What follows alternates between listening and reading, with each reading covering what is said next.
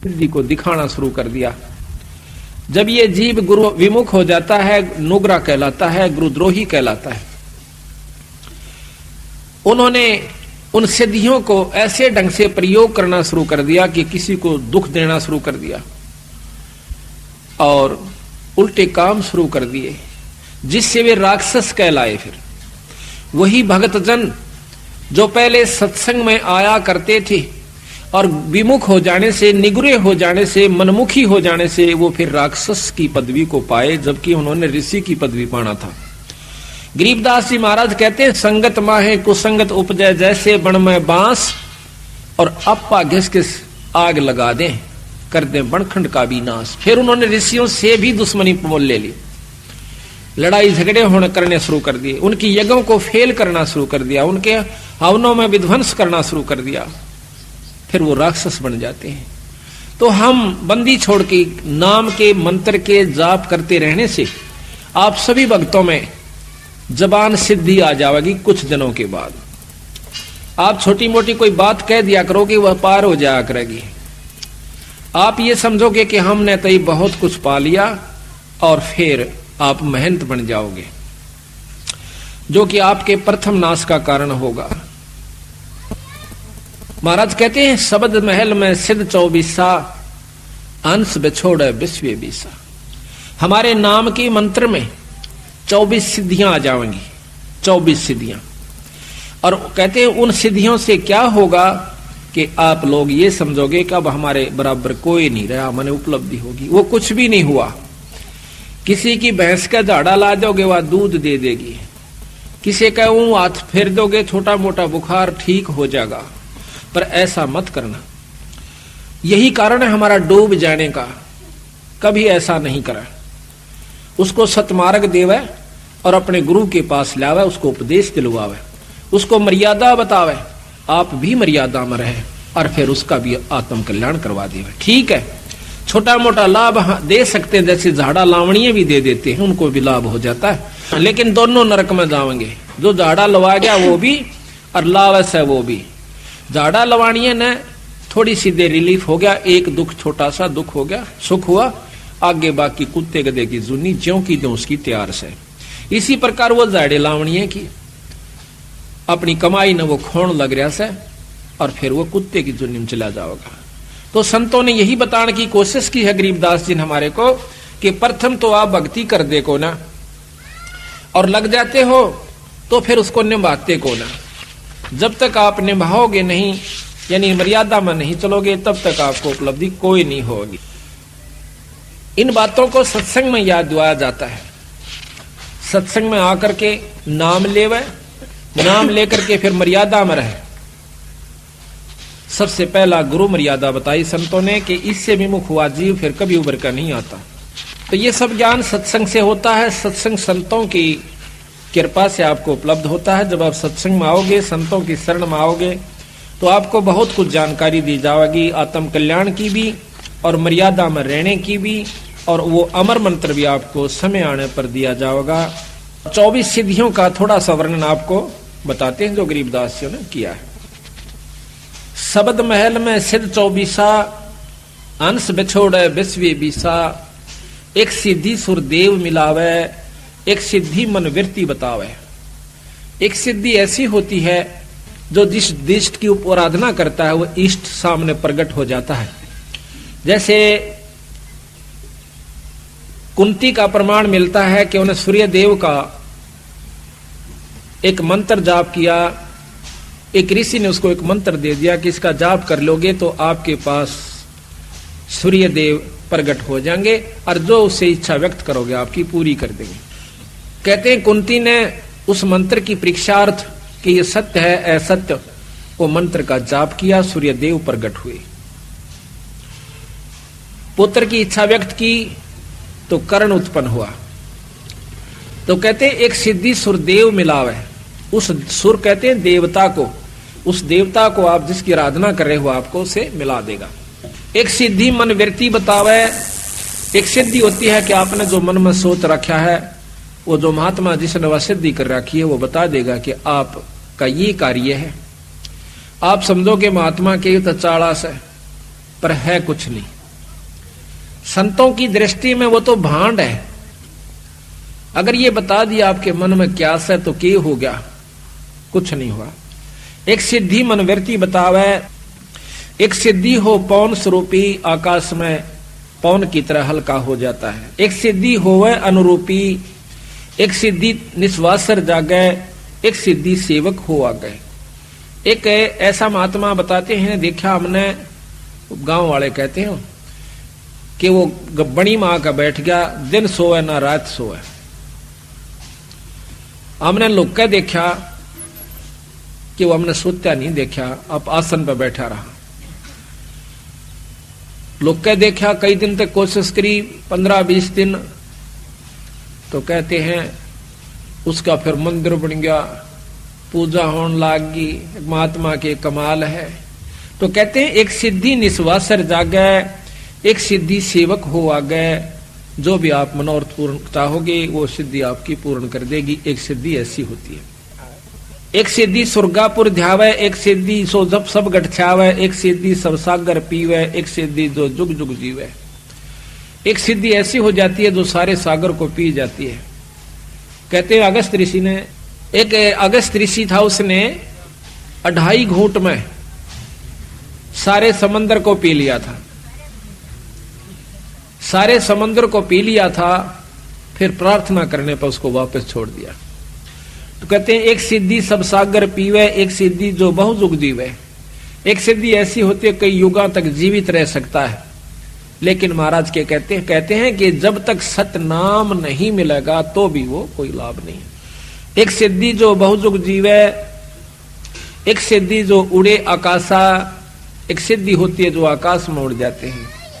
एक सिद्धि परलोक के बासा, जैसे सुखदेव ऋषि दूसरे लोक में चले जाया करते थे।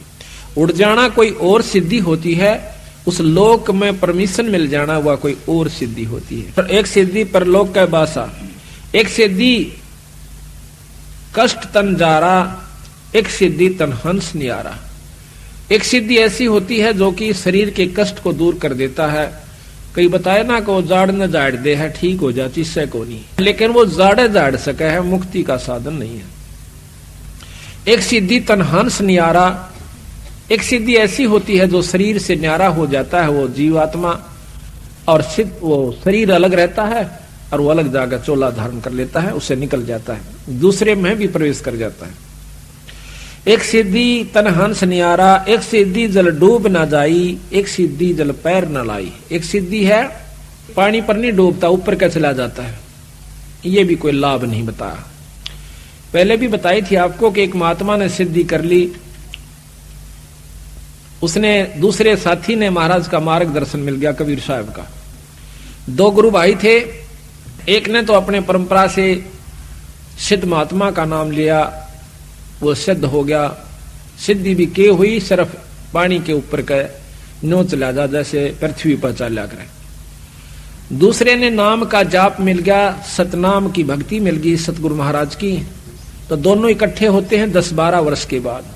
तो जो सिद्ध से उसने नाम ले रखा था साधक से, वो अपने दूसरे साथी से मिला है कि आपने क्या प्राप्ति करी। जो संतों का सेवक था, जिन्होंने नाम का जाप मिला था, वो कहने लगा भाई हमने तो बहुत कुछ प्राप्त किया। क्या किया कि नाम का सुमरण मिल गया, अपना जाप करते हैं।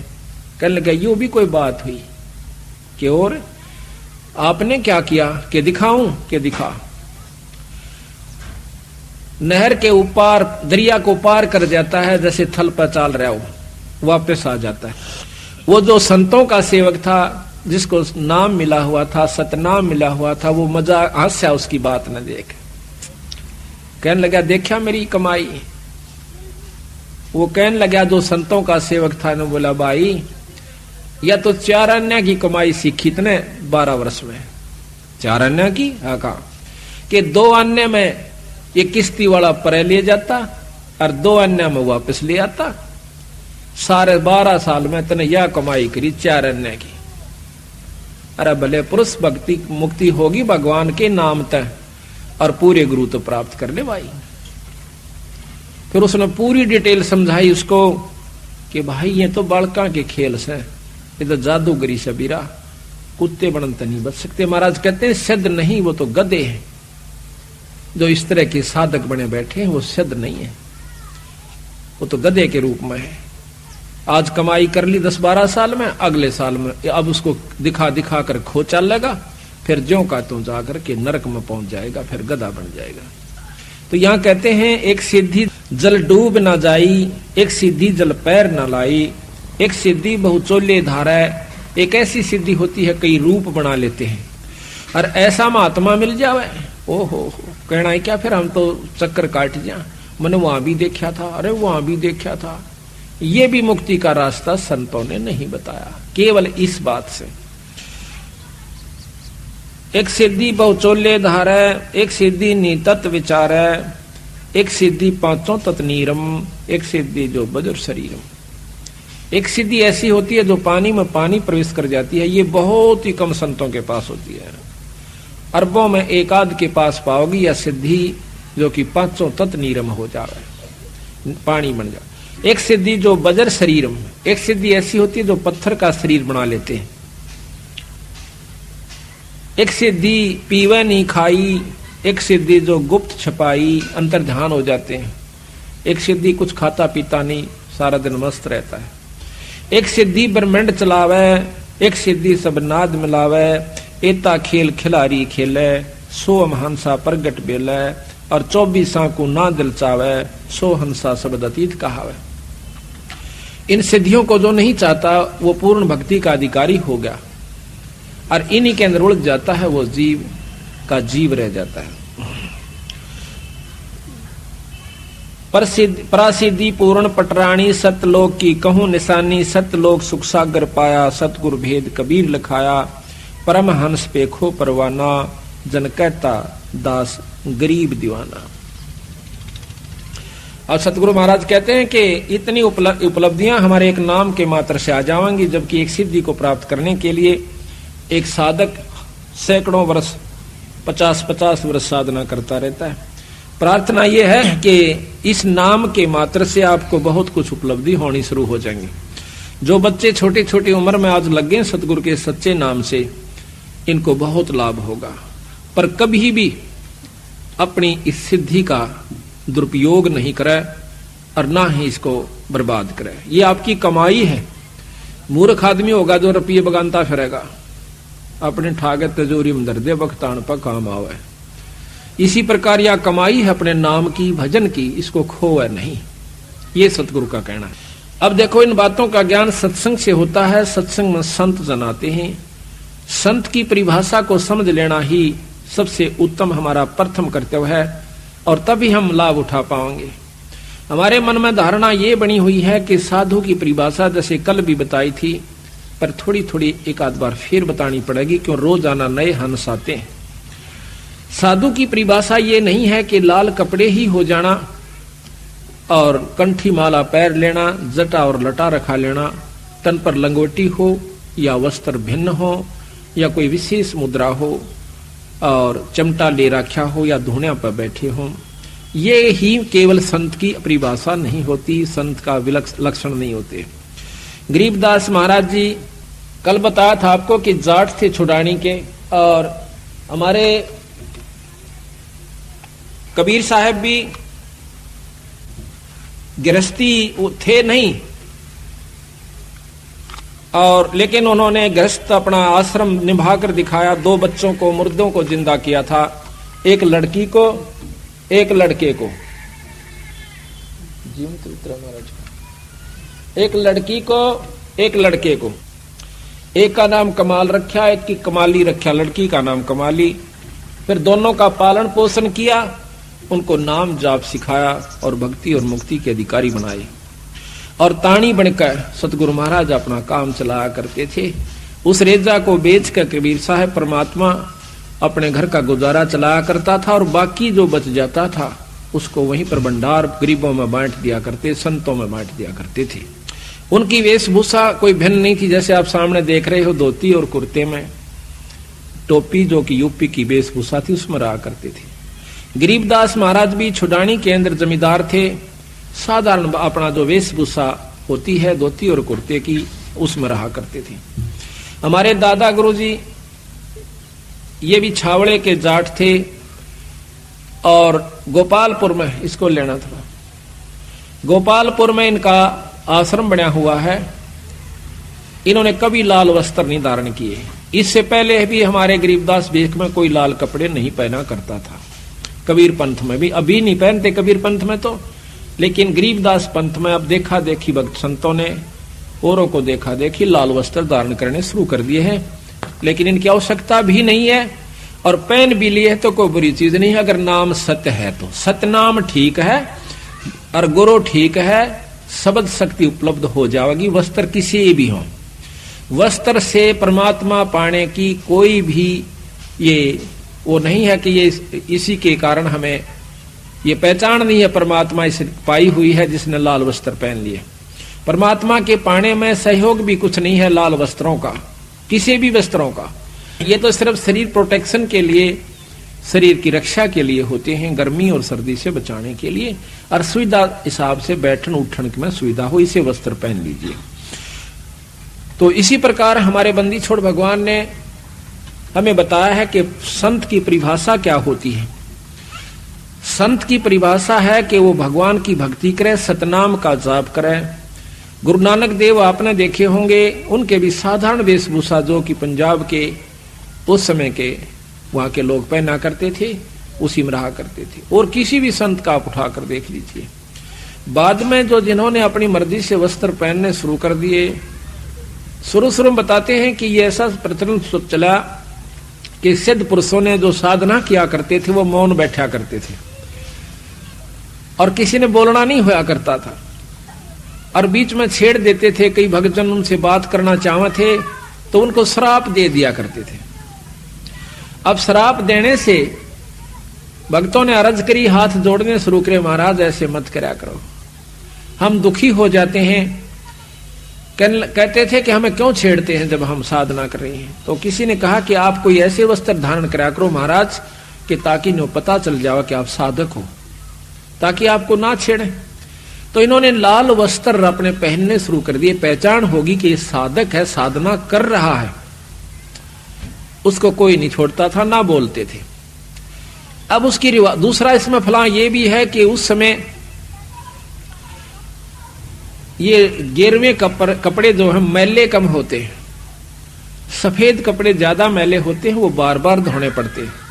इसको लेकर भी संतों ने अपने लाल वस्त्र पहनने शुरू कर दिए। बाकी वस्त्र की परमात्मा पाने में कोई सहयोग नहीं है, केवल अपनी सुविधा जैसी भी शरीर प्रोटेक्शन, बॉडी प्रोटेक्शन यानी शरीर की सुरक्षा के लिए किसी भी वस्त्र पहनिए, पर मर्यादा ठीक हो, नियम ठीक हो, आपकी आस्था ठीक हो, आपके विचार ठीक हो, भक्ति आप कीजिए, किसी व्यवस्था में कीजिए। आप खेत में काम करते हुए कीजिए, आप घर पे काम करते हुए कीजिए, आप अपने दफ्तर में कीजिए, अपनी दुकान पर कीजिए, अपनी मजदूरी कर रहे तो कीजिए। ईश्वर के नाम का जाप करने से आपके अंतःकरण के अंदर एक तो सफाई आवेगी।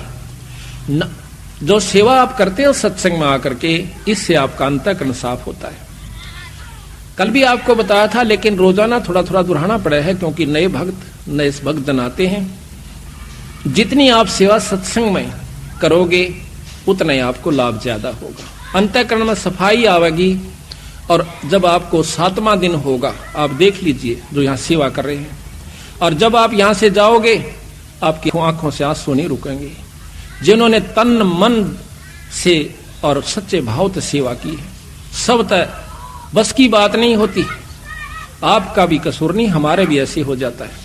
तो इससे सिद्ध होता है कि आपका जो अंतःकरण है वो निर्मल हो चुका है सेवा के कारण। सेवा प्रथम है हमारे अहंकार रूपी राक्षस को खत्म करने की। सत्संग में ये रिहर्सल कराई जाती है।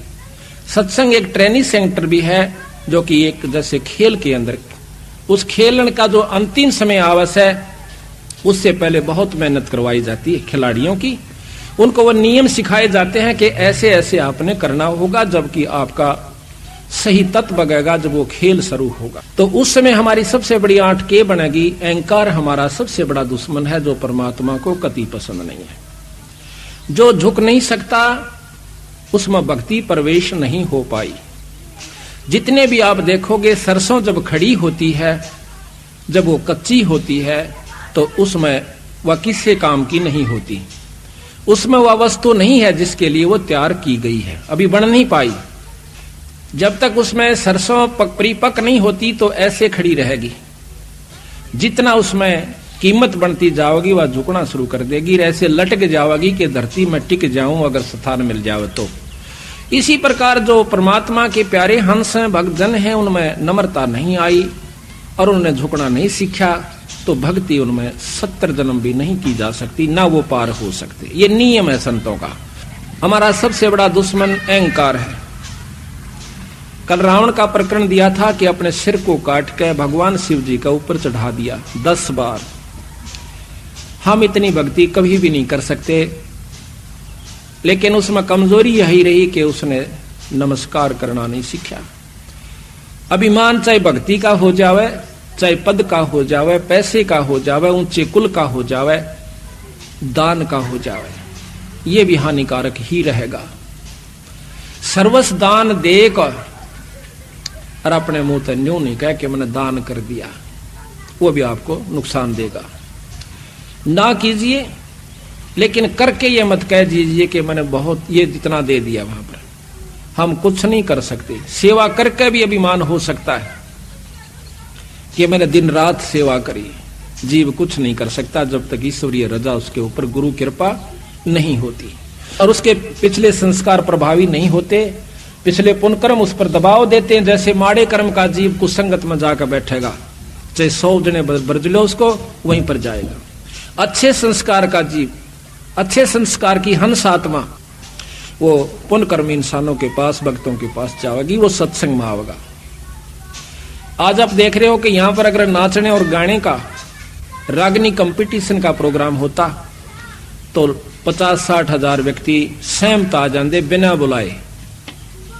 और हम कम से कम भी 20 महीना से पहले पत्र डाल रहे हैं, इश्तिहार लगा रहे हैं, हाथ जोड़ जोड़ के निमंत्रण दे रहे हैं कि 2 घड़ी जरूर आना, 1 दिन का समय मिले अवश्य आना, तो नहीं आ पा रही है। यही कारण है कि सकल पदार्थ हैं जग माही, पर भाग बिना नर पावत नहीं।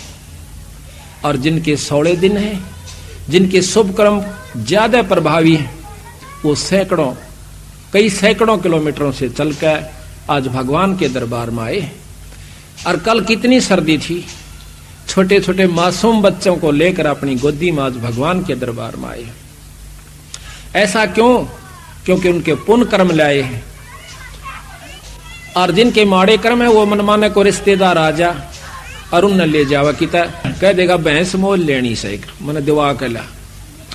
अब शर्म के मारे, लोक लिहाज के मारे उसकी गेल ऋषि बूंदी सर्दी में और किरा कई जगह गोबर में 5-10 आवेगा और 1 हफ्ते में गेला छोड़ दे वो उसका, उसमें खुश होगा क्योंकि उसके भाग ही ऐसे हैं।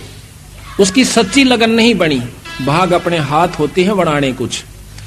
अपनी सच्ची तड़फ बनावे परमात्मा, आज तक बुलाइयो मालिक, जब ईश्वर रजा करेंगे आपकी सच्ची तड़फ को देख कर आपको समय भी देंगे, आपको हौसला भी देंगे, आपको छुट्टी भी देंगे। इस काल के कोल्लू मत है, ये आपका काम खत्म नहीं हो सकता। हम चले जाएंगे पर काम जो का तो बाकी छोड़ जाएंगे, चाहे कितनी व्यवस्था बनाकर चले जाइयो, ये खत्म नहीं हो सकता। तो संतों ने कहा है कि इसमें से थोड़ा सा जरूर निकालना पड़ेगा। थोड़ा सा समय दुख पाओ चाहे सुख पाओ, आप कितना ही जरूरी कार्य है एक बार छोड़ कर देखो ईश्वर के नाम पर, और फिर उसका जाकर देखना कि वो आपका होया पावस है या उसमें नुकसान होता है कि लाभ होश है। आपको ऐसे ऐसे प्रमाण हम हमारे भक्तों के बताएंगे कि आप हैरान रह जाओगे। जो सत्संग मायर वो गए हैं तो उनका काम होया पाया। छोटे छोटे काम तो छोटे ही होते हैं जो आंट बना दें और वही पूरे हो जाते विश्वास बना दें। सतगुरु महाराज में बहुत बड़ी कृपा है, बंदी छोड़ कबीर साहब में। ये अनंत करोड़ ब्रह्मांड के परमात्मा है। अब इनको हम समझ नहीं पाए। क्यों नहीं समझ पाए? क्योंकि हम हिंदू होने के नाते तो अपने 3 लोक के परमात्माओं की गाथाओं में ही हम मस्त रहे। बचपन से वही गाथाएं सुनी, उन्हीं की कथाएं सुनी, उन्हीं के परिचय सुने, उन्हीं के चमत्कार सुने और हमने मान लिया कि ये पूर्ण यही शक्तियां हैं। फिर उनकी जैसा भी हमने ज्ञान था, उनकी भी अगर हम सतमार्ग से भक्ति करें, सद्भाव से, तो कुछ प्राप्ति, कुछ लाभ वो भी दे सकते हैं। कल भी बताया था आपको, जितनी जिस भी परमात्मा में जितनी शक्ति है उतना अवश्य आपको लाभ दे। किसी देव का आसरा है तो उतना लाभ अवश्य देगा। 3 लोक की परम शक्ति ब्रह्मा विष्णु महेश आदरणीय और पूजनीय शक्तियां हैं। इनकी भी साधना अगर आप विधि और नियम से करते हो तो ये भी आपको उतना अवश्य लाभ देंगे। लेकिन ब्रह्म से ऊपर एक पारब्रह्म शक्ति बताई है। अब इन बातों का ऊपर बहुत विचार करना होगा, जब जाकर के हम इस बात को पकड़ पाएंगे कि ब्रह्म से ऊपर एक पारब्रह्म शक्ति होती है। क्योंकि ब्रह्म, अगर परब्रह्म कोई ऐसा शब्द आया है तो शक्ति दोष है। आखिर में विद्वान लोग कहते हैं कि परमात्मा एक है, 2 नहीं है। परमात्मा एक है। परमात्मा की परिभाषा भी भिन्न है। परम कहते हैं श्रेष्ठ आत्मा, उत्तम आत्मा। परमात्मा विष्णु जी भी हैं, परमात्मा शंकर जी भी हैं, परमात्मा विष्णु भगवान भी हैं, ब्रह्मा जी भी हैं। परमात्मा देवी अष्टंगी माई भी है और परमात्मा निरंजन ब्रह्म भी है, ज्योत निरंजन जिसे कहते हैं। पर इनसे परमात्मा एक परब्रह्म शक्ति है। परब्रह्म से ऊपर एक पूर्ण ब्रह्म परमात्मा है। परमेश्वर शब्द को आप ले लीजिए, ईश नाम मालिक का होता है, ईश बहुत है। उसके बाद ईश्वर, उस ईश से भी श्रेष्ठ शक्ति, वर श्रेष्ठ को भी कहते हैं, वरपति को भी कहते हैं। उस परमात्मा यानी ईष्ट भगवान का भी, ईश का भी ईश ईश्वर हुआ। फिर परमेश्वर यानी उस ईश्वर से भी एक परम शक्ति है जिसको परम ईश्वर कहा। जब परम शब्द लगा है ईश्वर के साथ तो उससे बड़ी शक्ति है, उससे भिन्न शक्ति है। अब दादा और परदादा, दादा से ऊपर उसका पिता जो है परदादा कहलाता है। तो जब पूर्ण ब्रह्म आया है तो ब्रह्म इनकम्प्लीट ब्रह्म भी है, अधूरा ब्रह्म भी है कोई। ये जीव भी ब्रह्म है पर यह पूर्ण ब्रह्म नहीं है। ब्रह्मा विष्णु महेश भी ब्रह्म है परंतु पूर्ण ब्रह्म नहीं है। ज्योत निरंजन भी ब्रह्म है पर यह पूर्ण ब्रह्म नहीं, पर हमसे उत्तिष्ठ है, जीव से उत्तम शक्ति के ब्रह्म है। इनसे ऊपर कबीर साहब ने, गरीबदास जी ने बताया कि एक पूर्ण ब्रह्म शक्ति, परब्रह्म से ऊपर एक पूर्ण ब्रह्म शक्ति और है। तो उस पूर्ण ब्रह्म शक्ति को लेकर के हम चलते हैं। उस पूर्ण ब्रह्म भगवान का, सतपुरुष का, जो कि सतलोक में रहता है, उसका हम जाप करते हैं। उसके पाने की विधि भिन्न है। दूसरे साधन जो हम देखते हैं, कोई तप करता है, कोई जप करता है, भिन्न नामों का। सब कहते हैं परमात्मा एक है, परमात्मा का नाम भी एक ही है। बाकी उसके जो विशेषण शब्द और चीज होती है, पर असली नाम जो उसका वो कोई और है। जैसे हम राम राम कहें, राम नाम जपण का नहीं बताया संतों ने। कोई कहता है भाई राम नाम ले ले, भगवान का नाम लिया, ले ले भाई, दुखी बहुत से।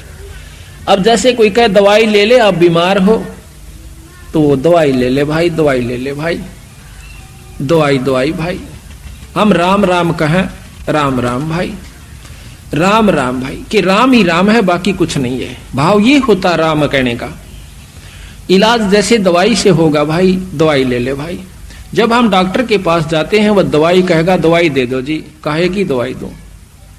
इसी प्रकार जब आप संत के पास जाओगे, वो कहेगा कि राम नाम दे दो, मने नाम ले भाई। उस राम का नाम अलग है, दवाई का नंबर अलग है, दवाई का केमिकल अलग है। इसी प्रकार जिस भी इष्ट का वो उपासक, इसी प्रकार तन और मन से आश्रित होकर उस बताए गए गुरु के वचन पर डट कर आप उसकी साधना करते हो तो आप भगवान शिव की प्राप्ति कर सकते हो। दर्शन हो जाना कोई बड़ी बात नहीं होती। अब यहां पर इतना लंबा विवरण है इस एक उपलब्धि को पाने के लिए किसी भी इष्ट का। दर्शन हो जाना कोई बड़ी बात नहीं है, लेकिन वह स्थान पाना, अमरत्व पाना, ये अलग भिन्न वस्तु है। कहते हैं 108 जन्म पार्वती माता के हो लिए थे। 108वें जन्म में नारद जी मिलते हैं, कहते हैं हे माई, हे सती जी, आप अभी जन्म और मरण के चक्कर से नहीं बच पाई।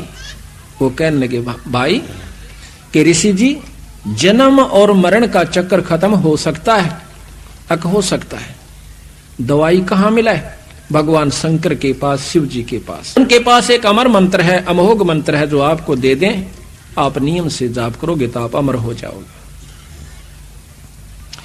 एक बार तो असमंजस में पड़ जाती है कि नारद की बात कुछ जची नहीं, तो नारद जी समझ गए कि माई का भी बात समझ में आई नहीं, ये विश्वास नहीं कर रही। कहते हैं कि आपके 107 जन्म हो चुके, 108वां जन्म हुआ है और आप मर जाते हो। भगवान शंकर जो है आपके रुंड को, सिर को काट कर माला बना लेता है। अब उसने सोचा कि वो जो रुंड माला है वो मेरी है, कहां आपकी है। बहुत पछताती है कि ये क्या कारण हुआ कि मैं मर जाऊं और मेरे को जान से भी प्रिय समझते हैं भगवान शंकर। तो नारद ये संभव नहीं लग रहा। तो नारद जी कहते हैं कि अभी तक आप उसको अपना पति समझ रहे हो, आपने उसको परमात्मा नहीं जाना। आप उसको परमात्मा जान के भक्ति करोगे, आपका भाव भी भिन्न होगा, आपके अंदर कसक भी न्यारी होगी। अब इस बात को सुनकर पार्वती के सारे शरीर में सरनाट उठा।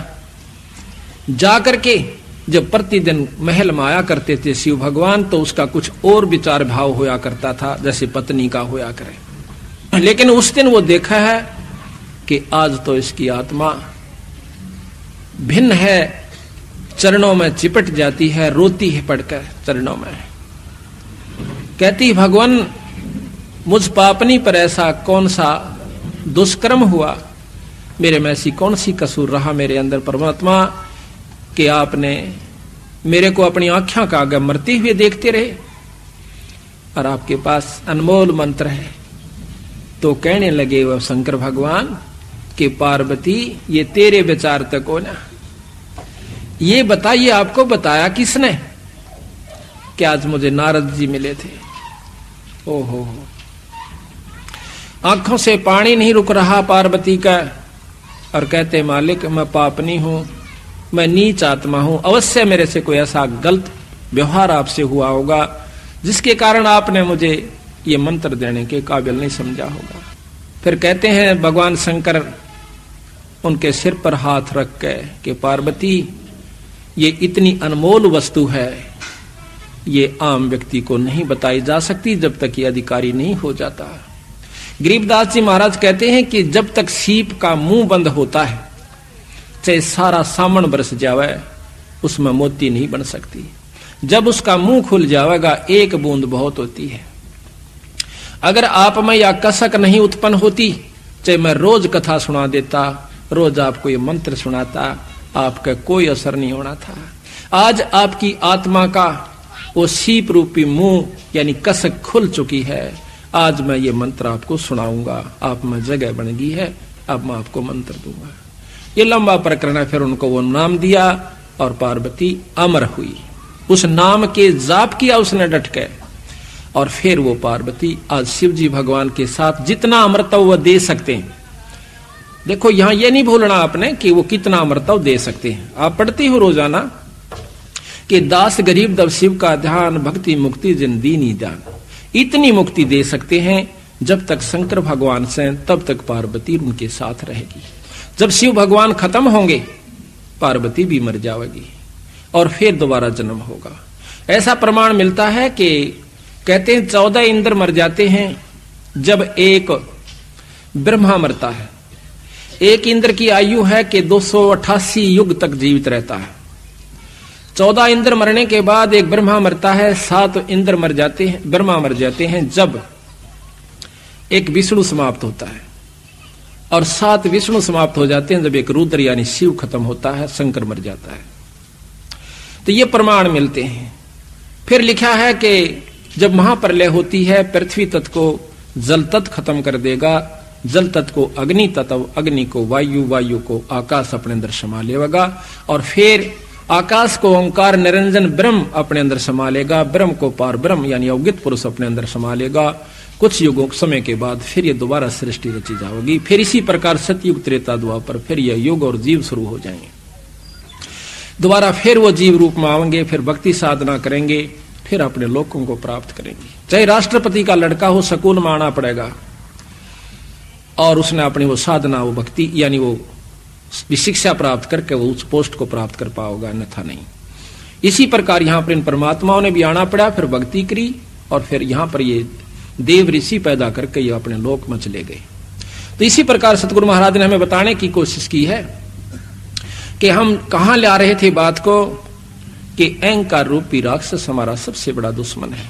हाँ, तो दर्शन हो जाने मात्र से, क्योंकि पार्वती तो 168 साल उसके साथ रही, युग जन्म 107 जन्म तो पूरे व्यतीत करके गई, वह शिव जी भगवान के साथ रही, दर्शन भी किए, सारे काम हुए, पर मुक्ति नहीं हुई।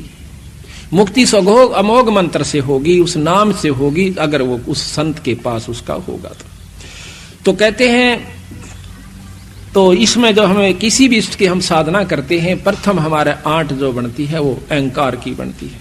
रावण के अंदर अहंकार इतना था कि उसने नमन करना नहीं सीखा, भक्ति खूब करी, दान भी किया, तप भी किए, सिर भी चढ़ा देना कोई बच्चों का खेल नहीं है, पर सिर चढ़ाना कोई काटने तय मतलब नहीं है। संतों का सिर चढ़ाना झुका देना, और गुरु की आज्ञा आवही, गुरु की आज्ञा जा, कहे कबीर सो संत है, फिर आवागमन नशा। यानी गुरु को बहुत महत्व दिया सतगुरु महाराज ने। अब यहां गुरु क्या सिखाता है, प्रथम के लंबी दंडौत कीजिए। अगर ऐसा नहीं करता है तो अधिकारी नहीं हो पाएगा। चाहे हम कितनी अच्छी पोस्ट पे है, चाहे एसपी सिलेक्ट हुए और जाकर ट्रेनिंग सेंटर में जाते हैं, उनको पूरा रिहर्सल करवाया जाता है, लंबी क्रॉलिंग भी करवाई जाती है, लंबा सारा जो भी उनकी प्रक्रिया वो सारी करनी पड़ती है, फिर जाकर के वो अधिकारी बनता है। अगर वो ऐसा नहीं करता तो वहां फेल हो जाता है। इसी प्रकार यहां पर आने के बाद हमने वो रिहर्सल जो गुरु बताया हुआ करनी पड़ेगी। अगर ऐसा आप नहीं करते हो तो आप उससे क्षेत्र के अधिकारी नहीं हो। तो यहां पर सबसे पहला अहंकार रूपी राक्षस खत्म करने का एकमात्र रास्ता है कि हम अपने आप को दंडोत प्रणाम करें, अपने गुरु के सामने, संतों के सामने, और साथ में अपने पूर्ण ब्रह्म परमात्मा इस ग्रंथ साहब के सामने। अभी आपको बताएंगे, कई भाई कहते हैं कि ये तो एक मूर्ति पूजा करते हो आप, दंडोत कर देना इस जड़ के सामने, इसका वर्णन देंगे। पहले हम आपको अहंकार का एक थोड़ा सा उदाहरण सुनाते हैं। गरीबदास महाराज कहते हैं कि ये रिहर्सल करते करते भी ये राक्षस अहंकार खड़ा हो जाता है। दंडोत प्रणाम करते करते, नम्रता बरतते बरते भी ये कहीं ना कहीं हमारे को ले डूबने की कोशिश कर लेता है। अगर जो नहीं करते उनके लिए की बनेगी। एक अजाजील नाम के बहुत बड़े साधु हुए, संत हुए। उनके गुरु ने बताया कि बेटा साधना करा कर और बंदगी किया कर। बंदगी से एक यज्ञ का काम करती है, एक यज्ञ प्रणाम की होती है, प्रणाम करना भी एक यज्ञ में आ जाता है। कहते हैं उसने 11 अरब बंदगी करी जब वो विष्णु धाम में जाता है, क्योंकि विष्णु का उपासक उनका संत था। विष्णु धाम में जब जाते हैं तो वहां जाकर के क्या देखता है विष्णु भगवान के, भाई छोरे ने कमाई बहुत करी पर इसकी परीक्षा ले। कहता है आओ संत जी। भगवान विष्णु कहते हैं आपने तो बहुत ज्यादा कमाई की। कहा महाराज बहुत हुई। भाई एक काम करें, क्या कि आप अपनी शक्ति से एक मनुष्य बनाइए। कि मैं बना सकता हूं? अक बना सकते हो। कैसे? आप कहो कि मनुष्य भव है। उसने फट कहा मनुष्य भव है। एक 16 साल का जवान लड़का बहुत खूबसूरत और बन जाता है और साथ में खड़ा हो जाता है। कहता अजाजील तेरा परम साधन है कि आप इसको नमस्कार कीजिए। अब अजाजील हैरान हो जासे कि इसको मैं दंडौत करूं, ये तो मेरा पैदा किया हुआ से, ये तो मेरा पुत्र हुआ, मैं नहीं करूंगा। अब विष्णु भगवान ने सोचा या इसकी करी कराई कमाई खत्म होने लग रही से बेचारे की। कहने लगा बेटा नमस्कार करना चाहिए। बहुत उदाहरण दिए। कहते हैं कि मेरे भरगो ने लात मारी थी, मेरा के बिगड़ गया रहे। नम्रता नहीं खोनी चाहिए, संत ने संतता नहीं छोड़नी चाहिए। या तेरी कमजोरी से अजाजील अब कुछ भी को महाराज। ये भाषण में बहुत सुन रहा सो, ये प्रवचन मैंने गणे सुन रखे।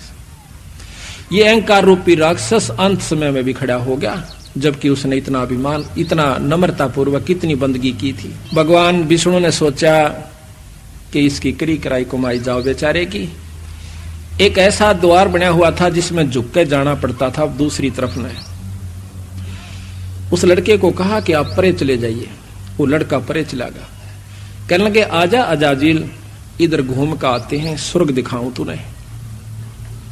अजाजिल विष्णु भगवान समेत मुकुट और चक्र सुदर्शन के ऐसे नीचा होकर के गर्दन झुका के और परली तरफ चला जाता, पर अजाजिल नहीं झुकता। कहने लगा मैं जानू हूं तू छलिया है, तेरे छल में को नहीं आऊं। अब वहां पर वो अहंकार इतना आकड़ गया, अब क्या करे। वो चाहते थे कि यू एक बार न्यू भी करके निकलाओ, मैं फिर भी इसने पास कर दूंगा, पर नहीं हो पाता। कहता जा बेटा तेरे कैसे 300 कूतरू आओ यहाँ पर और गधे की जुन्नी में जा। वहीं पर महाराज कहते हैं अजाजिल की बंदगी पल मां ही बहाई, एक पल में वह करी कराई कमाई उसकी सत्यानाश हो गया। तो इस प्रकार जब हम करते करते भी इतना अहंकार हमारे अंदर हो सके है, जो ना करते उनके लाके बनेगी, ये आप विचार कर लीजिए। तो हमने इस 5 तत्व के पुतले को 5 तत्व का ही जानना होगा। हम इसको शरीर मान बैठे, हम इसको अपना नाम देकर के संबोधित कर रहे हैं कि मैं वो हूं, पर हम ये है नहीं जो हमने दिख रहा है। ये 5 तत्व का पुतला माटी का है और माटी में मिल जाएगा। समय दूसरी बात से कब आवश्यक। कबीर साहब कहते हैं कि साथी हमारे चले गए, हम भी चालन हारे, भाई कागज में बाकी रही तात लागरी वारे। साथी हमारे चले गए, हम भी चालन वाले से, पर हमारे कागज में बरहरी से थोड़ी बहुत कमी, आप अभी अड़त गोली हो जाएंगे। तो जब जाना यहां से और फिर कमाई नहीं बनी तो भाई कोई फायदा नहीं, यहां पर चाहे चक्रवर्ती राजा होकर चला जा।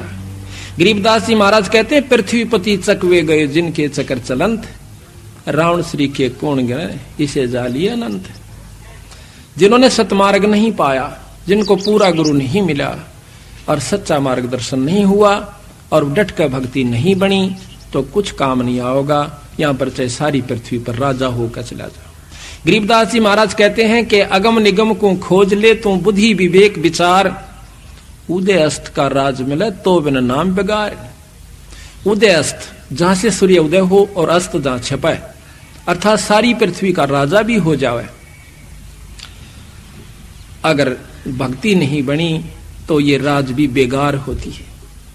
बेगार को बहुत अच्छी तरह समझते हो, जिसमें अन्ना एक मिलानी डोल घनी हो, उसको बेगार कहते हैं। तो इसी प्रकार संत आकर के हमें बार बार समझाने की कोशिश करते हैं। जैसा आपको सबसे पहले बताया था कि ये संतों की कृपा से हमें ज्ञान होता है और गुरु का इसमें सबसे बड़ा महत्व सतगुरु महाराज ने दिया। प्रथम तो हम भक्ति मार्ग पर लगते नहीं, और लगते हैं तब मनमुखी हो जाते हैं। मनमुखी होने तब बात नहीं बनती। अभी आपको बताया था कि जो साधक थे वो मनमुखी हो गए, वो राक्षस बन गए।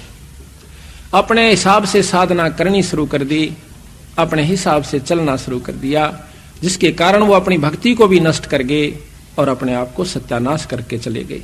उस समय उनको महसूस नहीं होता, उस समय तो वह सोचते हैं तू बहुत कुछ कर रहा है। तो इसी प्रकार हम आपको विशेष रूप से समझाने की कोशिश करेंगे, क्योंकि हमारा कोई स्वार्थ नहीं है आपसे, परमार्थ जरूर है। हमने इस बात का पता चला तभी हम इस मार्ग को अपनाया और इस रास्ते को अपना करके चले, और जिसका परिणाम यह हुआ कि आज 10-15 हजार भक्त आत्माएं जो कि कति नरक में डूबी हुई थी, आज सतगुरु शरण में आकर आज उनकी फुलवाड़ी सी खिली हुई से सारे परिवार की। दारू छोड़ दी उस परिवार ने, हुक्का तमाकू सिगरेट छोड़ दिया। जिनके माता पिताजी आकर के दारू पी के आया करते थे और बच्चे कूड़ा में लुक जाया करते थे, उसकी मां ने कुट्या करता था, बच्चे आगा जंग दे उनका बेराना कित थप्पड़ मार दिया करता, होठ सूज जाया करते थे। पिता ने आकर अपने बच्चों को छाती के लगाना होता है, वो दुष्ट आत्मा उनको कुट्या करते थे उस पानी को पी करके, कड़वे पानी को पी करके। आज उस परिवार में वो बच्चे इतने सुखी और प्रफुल्लित हैं। आज ये देख रहे छोटे छोटे बच्चे, ये तो टेलीविजन आगे भी नहीं बैठ सकते इतनी सावधानी से जितने के आज यहां बैठे हुए हैं। क्यों बैठे हुए हैं कि इनके पिछले संस्कार बहुत ही अच्छे हैं। जो कि ये सत्संग में आकर के इतनी सावधानी से सुनते हैं। हमने यहाँ रोहतक में सत्संग किया 6-6 घंटे। ये छोटे छोटे बालक में बैठे रहा करते थे, 1 मिनट भी ये उठ करके कहीं नहीं जाया करते थे। इनसे पता चला कि पिछले ऋषि हैं, ये पिछले संत हैं, जो कि ना कि यहाँ गाना है, ना कोई बजाना है, ना कोई टेलीविजन या कोई रिक्रिएशन का ऐसा साधन है जिससे कि आकर्षित होकर बैठा रहे। पर इनकी आत्मा में वो कसक है, पिछला जो जन्म का संस्कार है वो प्रभावी है, जिसके कारण ये आज यहाँ पर बैठ करके और बड़े आदर से सुनते रहते हैं, बड़े ध्यान से सुनते रहते हैं। महाराज भी कहते हैं कि कबीर कमाई अपनी कभू ना निष्फल जा, 7 समुद्राड्य मिलेगा हुआ। ये पिछले जन्मों से भक्तात्मा भजन करती हुई आ रही है। जिसने आज 60 साल का हो लिया रीबता, इन्हों सोची भी नहीं है कि भक्ति करया करें, उसने अभी तक भक्ति रूपी नाम रूपी बीज बोया भी नहीं सै। किसी युग में भी 4था युग में आ चुके हैं। और जिन्हों के बचपन में नाम मिला है इन भक्तात्माओं के, इन बच्चों को, तो इनके पिछले युगा युग के संस्कार, युगा युगा की भक्ति भी जिन्होंने बो रखा है और इनका ये सफल करके चले जाओगे। अब हमने ये सोच रखा है कि नाम का जाप भक्ति केवल वो लोग करते हैं जो घर छोड़ कर चले जाएं या कति अखंड ब्रह्मचारी रहे। दरो ने 5.5 साल के नाम लेकर के 5 साल के 5.5 साल में ईश्वर प्राप्ति की थी। वो सतयुग का समय था, आत्मा साफ होया करती थी, इतना दूषित वातावरण नहीं था, और पूरा नाम सतनाम मिले पाछा यो जीव घड़ी आण का काम नहीं से रोया, और परमात्मा को उस नाम का जाप 6 महीना में परमात्मा प्राप्ति हुई। उसके बाद शादी कराई, शादी करा करके उसने 36,000 वर्ष राज किया। फिर प्रहलाद का प्रमाण मिलता है कि 10 साल की उम्र में उसने परमात्मा प्राप्ति की, नरसिंह रूप में उसको दर्शन दिए, ईश्वर प्राप्ति हुई कि मांग बाई के मांग से। क्या मांगू सतगुरु आपके सामने, हे परमात्मा आप सर्वज्ञ हो, सर्व जानने वाले हो। तो कहते हैं फिर धरु प्रहलाद ने भी अपना ब्याह करवाया और भक्ति करके अपने इष्ट प्राप्ति की और राज किया। प्रहलाद का पोता राजा बलि था, प्रहलाद का लड़का बैलोचन हुआ और पोता राजा बलि था, जिसने बहुत अच्छा यज्ञ किए, जिसमें भगवान ने भी आकर के उनसे सामने प्रकट होकर के दान लेना पड़ा। तो इस प्रकार परमात्मा की भक्ति वही जन कर सकते हैं जो कि पीछे करते आ रहे। थोड़ा पीछे गरीब भक्ति बंदगी दीजिए जोगन जोगन जगदीश, और मैं लखूं अलेख को अदर मुकट धर से, गृह लोक अलोक चाऊं नहीं, इच्छा नहीं अचूक, अदली आद कबीर के चरण कमल की भूख। कहते हैं मैंने तो बंदी छोड़ के अपने परमात्मा सतपुरुष कबीर साहिब की चरणा की भूख से। गरीब अवगत कहो अदली कहो, अदली अविगत एक, भक्ति हेत हितकार करे चोले धरे अनेक। गरीब बांदी जाम गुलाम है, खाने जाद खरीद, अनहदपुर में ले गए मिले दीद बर दीद। तो इस प्रकार जब हम संतां की शरण में आते हैं तो हमें लाभ मिलता है। तो पहली कड़ी आपको बताई थी कि गुरु होता है। अब आपको एक थोड़ी सी कथा सुनाएंगे, बहुत विस्तृत, और जिसके अंदर आपको कई शिक्षाएं मिलेंगी। ये कथाएं कहन सुनन की को ना, कल भी आपको बताया था ये बात कहन सुनन की ना से कर पाड़ने की है। अभी आपको कबीर साहब के कबीर सागर, जो कि बहुत बड़ा ग्रंथ है, उसमें आपको सुनाएंगे और दिखाएंगे। वीर सिंह बघेला नाम का एक काशी का नवाब था। उसने अपने घर पर सत्संग करवा रखा था। तो सत्संग में भक्त जन संत जन आए हुए थे। तो उन संतों ने आकर अपनी साधना यानी भक्ति भजन शुरू किया। बंदी छोड़ कबीर साहब भी वहां पर जा बैठे। उन्हीं सत्संगी यानी भक्त जनों के अंदर तो आप अपना जिसने जितना ज्ञान था प्रवचन कर रहे थे। कबीर साहब का असली उद्देश्य यही था कि भी हम सतमार्ग दर्शन करें।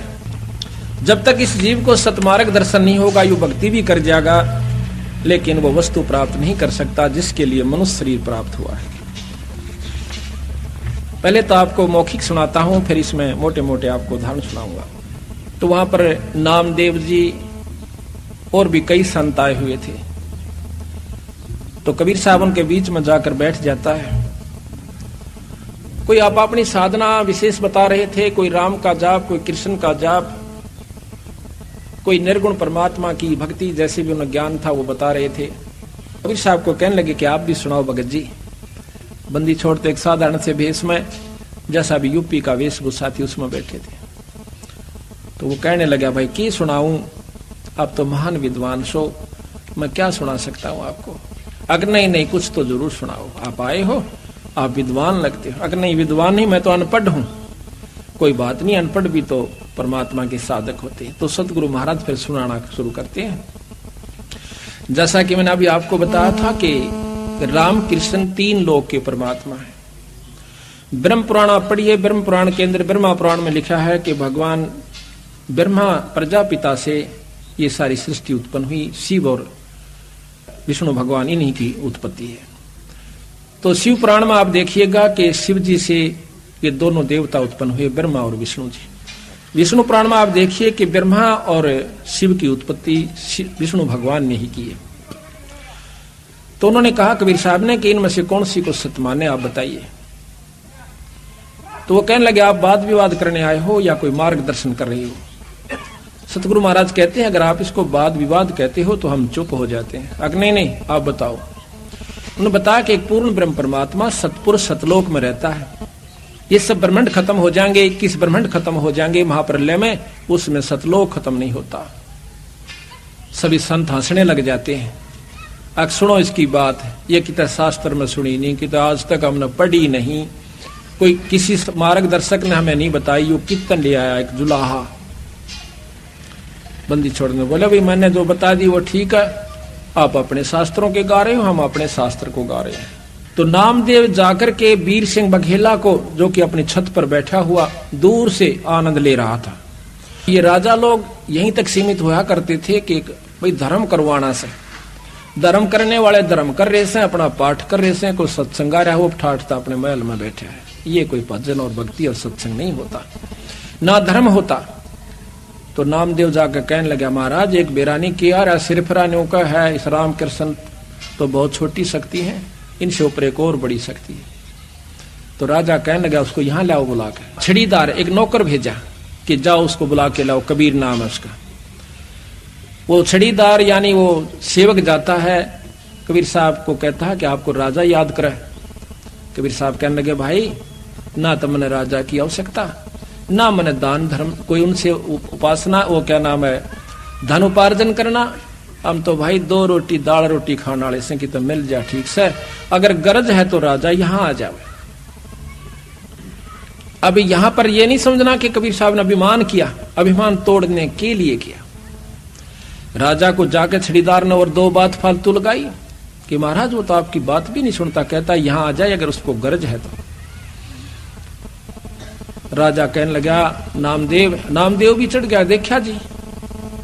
राजा कहता है कि नामदेव वो संत है, कोई भांड होंदा ना भिखारी, राजा बुलावे और संत ना आवे। ने सोचो मेरा ना जोड़ी भर देगा, तेरी बात जाता, लेकिन उसने देखा भी नहीं हमारी तरफ। मैं चलूंगा भाई। तो अपने घोड़े हाथी सजवा के और आता है सज दज के। कहते हैं कबीर साहब के धर्मदास, जब राजा नजदीक आया तो मैंने एक सिद्धि दिखाई, जमीन से 1.25 हाथ ऊपर अपना आसन कर लिया। 1.25 हाथ ऊपर मैं जैसे जमीन पर नहीं हूं, 1.25 हाथ ऊपर बैठा हूं। राजा इस क्रिया को देख कर एकदम अचंभित हो जाता है, आकर के लंबी दंडौत प्रणाम करता है। फिर उनसे ज्ञान पूछता है, ज्ञान पूछ करके फिर हम उसको बताया, वो बहुत प्रभावी होता है। कहता है मुझे नाम दे दीजिए। कहने लगा भाई चलो कोई बात नहीं। घर चले जाते हैं, उनको उपदेश दे दिया, सारे परिवार ने नाम लिया। नाम लेकर के जब उसने 2-4 साल हो गए अपनी भक्ति करते हुए, एक दिन फिर बंदी छोड़ जाते हैं। बहुत कुछ बातें चली, तो कहने लगा महाराज मेरी भक्ति अब बहुत होगी अगना बेटा, अभी तो शुरू भी नहीं हुई है। ये हैरान रह गया वीर सिंह कि महाराज 4 साल हो गया, आपने मेरे को नाम भी दे रखा, सार नाम भी दे रखा। बेटा नाम और सार नाम कोई और चीज है, आपको सार शब्द और बताना है। वो कहने लगा महाराज वो सार शब्द कैसा होता है कि न्यू बड़का खेल को नहीं कि यू ऐसे बताने का हो से। कहते अति अधीन दीन हो प्राणी जाको कहिए या अकथ कहानी। एक सार नाम, पहले सतनाम होता है, फिर सार नाम होता है, फिर सार शब्द होता है। जब तक सार शब्द गुरु से नहीं मिलेगा तब तक वो जीव भी मुक्त नहीं हो सकता। इतनी लंबी प्रक्रिया इस काल से छुटवाउन की सतगुरु महाराज ने बताई और हम इसको बच्चों का खेल समझ रहे। तो महाराज मैंने सार शब्द दे दो, किसी लिए आया हूं। एक काम कीजिए कि क्या महाराज आपके गांव में, आपके नगर में एक ब्राह्मणी रहती है विधवा, और उसके पास एक धोती है, उसको ले आइए। और क्योंकि मुझे धोती एक साफ कपड़े की आवश्यकता पड़ेगी जब मैं आपको नाम दूं, और धोती भी वो लाना जो उसने अपने आंगन में एक कपास की बाड़ी के पौधे, वो एक कपास के उस बाड़ी के अंदर, और उस कपास के पौधों को गंगा जल से अपने सिर पर मटके ला के सींचा, और सींच के उनको तैयार किया। तैयार करके अपने हाथ से काट के, यानी उसको लोडा, फिर काट करके वह धोती तैयार कर रखी है, वो लाना। अकाछा मारो ने सोची को एक आध गांव ले लेगी, गणा करेगी तो पर ले आऊंगा महाराज, पर नाम सार शब्द में लगा जब तुझे ये ले आओगा। अब वो वीर सिंह बघेला अपने सर्वेंट नौकर को लेकर के 5-7 सिपाहियों को जाता है, जाके बता दिया कि महाराज आ रहे हैं। उसने आसन दे दिया, बिछा दिया, दूध का लोटा भर के लाई, महाराज दूध पी लो। कहने लगा बहन दूध मैं जब पीऊंगा जब आप मेरी एक प्रार्थना स्वीकार कर लोगे।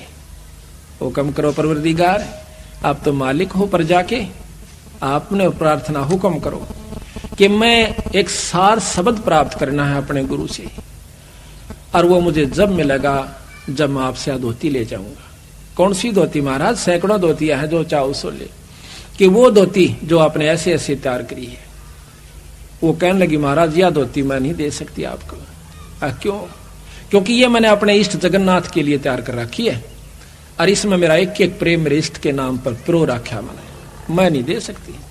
मेरा सिर काट दे, परिवार ने खत्म कर दे, देश निकाला दे राजन, या कौन जो, ये मेरे भगवान की खातिर से। अब ज्ञान हो चुका था, उपदेशी था। उपदेशी ना होता तो 2 मारता दड़ाकर काट ले जाता उसमें, पर नहीं बोला। यही होता है ज्ञानी और अज्ञानी के अंदर अंतर हो जाता है जब सत्संगी हो जाता है। महाराज कहते हैं कि राजा योगी एक सुनो रे झुमकरा।